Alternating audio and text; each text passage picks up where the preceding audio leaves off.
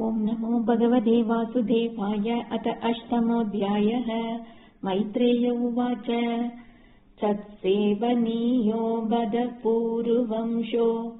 यल्लोकपालो भगवत्प्रधानः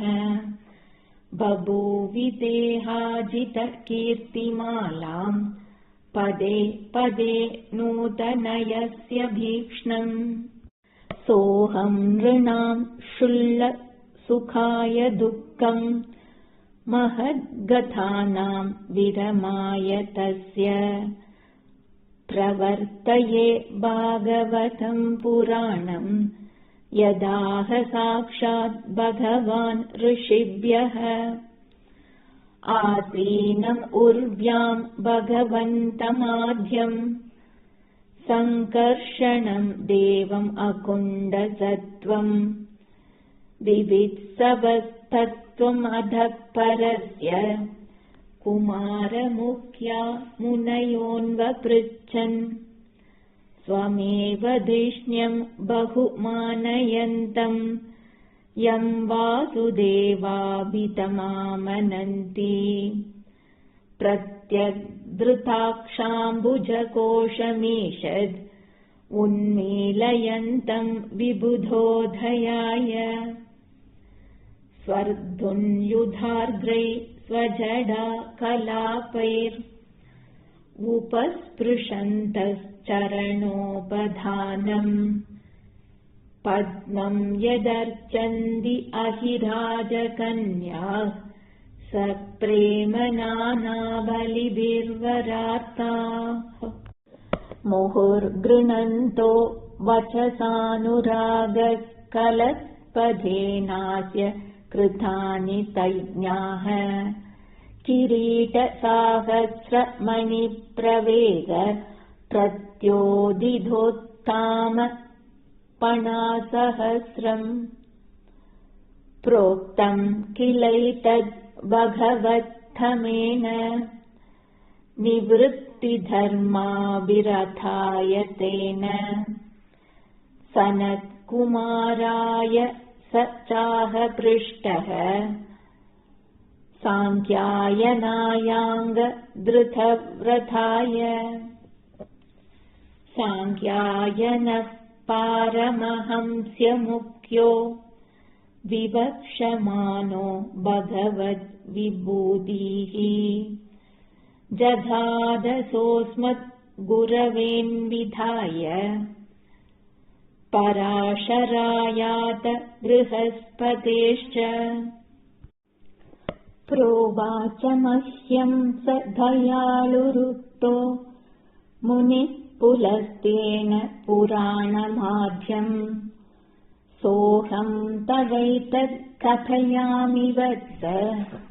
श्रद्धालवे नित्यमनुव्रताय उदाप्लुतं विश्वमिदं तथासीत् यन्निद्रयामीलितदृङ्न्यमीलयत् अहीन्द्रदल्पे दिशयानयेकः पृथक्क्षणस्वात्मरथौ निरीहः सौन्दशरीरेऽर्पितभूतसूक्ष्मः कालात्मिकां शक्तिम् उदीरयानः उवास तस्मिन् सलिले पदे स्वे यथा नलो दारुणि रुद्धवीर्यः चतुर्युगानां च सहस्रमप्सु स्वपन् स्वयोदीरिथया स्वशक्त्या कालाख्यया साधित कर्मतन्त्रो लोकान्नपीतान् ददृशे स्वधेहे तस्यार्थसूक्ष्माभिनिविष्टदृष्टेर् अन्तर्गतोऽर्थो रजसातनीयान् गुणेन कालानुगतेन विद्धः सूष्यन्तधा विद्यत नाभिदेशात् स पद्मकोशः सगसोदतिष्ठत् कालेन कर्म प्रतिबोधनेन स्वरोचिषा तत्सलिलं विशालम् विद्योदयन् अर्क इवात्मयोनिः तल्लोकपद्मं स उ एव विष्णुः प्राविविशत् सर्वगुणावभासम् तस्मिन् स्वयं वेदमयो विधाता स्वयंभुवं यं स्म वदन्ति सोऽभूत् तस्यां स चाम्बोरुह कर्णिकायाम् अवस्थितो लोकम् अपश्यमानः परिक्रमन् व्योम्नि विवृत्तनेत्रः चत्वारि लेभे अनुदिशं मुखानि तस्मात् युगान्तः श्वशनावघूर्न जलोमि चक्रात् सलिलाद् विरूढम् उपाश्रितः कञ्जमुलोकतत्त्वम् नात्मानमद्भाविदत् आदिदेवः क एष योऽसौ अहमब्जपृष्ट एतत्कुतो वाब्जम् अनन्यतप्सु अस्ति ह्यधस्ताद् इह किञ्चनैतत् अधिष्ठितं यत्र तथानुभाव्यम् स इत्थमुद्वीक्ष्य तदब्जनालनाडिभिरन्तर्जलम् आविवेश नार्वागदस्तत्करनाळनाळनाभिम् विचिन्वन्तद् अविन्दधाजः तमस्य पारे विदुरात्मसर्गम् विचिन्वतो भूत्सु महान् त्रिनेमिः यो देहभाजाम् भयमीरयाणः परीक्षिणोति आयुरजस्य हेतिः तदो निवृद्धो अप्रतिलब्धकामः स्वधिष्ण्यम् आसाद्य पुनः स देवः शनैर्जितश्वास निवृत्तचित्तो न्यषीदतारूढ समाधियोगः कालेन सोऽजः पुरुषायुषाभिः प्रवृत्तयोगेन विरूढबोधः स्वयं तदन्तर्हृदयेव भादम् अपश्यथापश्यत यन्न पूर्वम् मृणालघौरायदशेषभोगपर्यङ्क एकम् पुरुषं शयानम्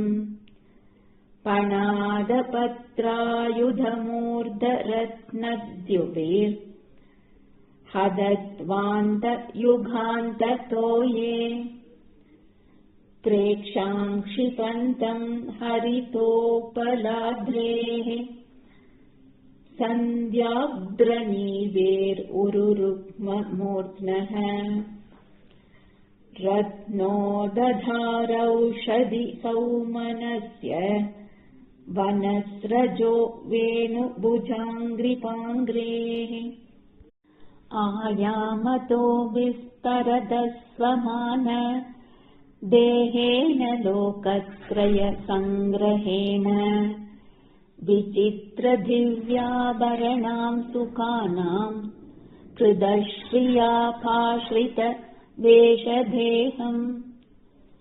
पुंसां स्वधामाय विविक्तमार्गैर् अभ्यर्चतां कामदुघाङ्घ्रिपद्मम् प्रदर्शयन्तं कृपया न चेन्दु मयूघ भिन्नाङ्गुलिचारुपत्रम् मुखेन लोकार्तिहरस्मितेन परिस्फुरत् कुण्डलमण्डितेन शोणायितेनाधर बिम्बभासा प्रत्यर्हयन्तम् सुनासेन सुब्र्वा कदम्ब किञ्जल्कपिशङ्गवाससा स्वलङ्कृतं मे कलया निधम्बे हारेण चानन्ददनेन वत्स श्रीवत्स वक्षस्थलवल्लभेन परार्ध्यकेयूरमणिप्रवेद पर्यस्तदोर्दण्ड सहस्रशाकम् अव्यक्तमूलं भुवनाङ्घ्रितेन्द्रम् अहीन्द्रभोगैरधिवीतवल्शम् चराचरौको भगवन्महीध्रम् अहीन्द्रबन्धुं सलिलोपगूढम् किरीटसाहस्रहिरण्यशृङ्गम् आविर्भवत् कौस्तुभरत्नगर्भम् निवीतमाम्नाय मधुव्रतश्रिया स्वकीर्तिमय्या वनमालया हरिम् सूर्येन्दुवाय्वग्नि अगमम् त्रिधामभिः परिक्रमत्प्रादनितैर्दुरासधम् तर्ह्येव तन्नाभिसरत्सरोजम् आत्मानमम्ब स्वशनम् वियच्च दधर्ष देवो जगतो विधाता नातः परम् लोकविसर्गदृष्टिः सकर्मबीजम् रजसोपरक्तः प्रजातिसृक्षन् नियधेव दृष्ट्वा अस्तौ विसर्गाभिमुखस्तमीट्यम् अव्यक्तवर्त्मन्यभिवेशितात्मा श्रीहरये नमः श्रीहरये नमः श्रीहरये नमः।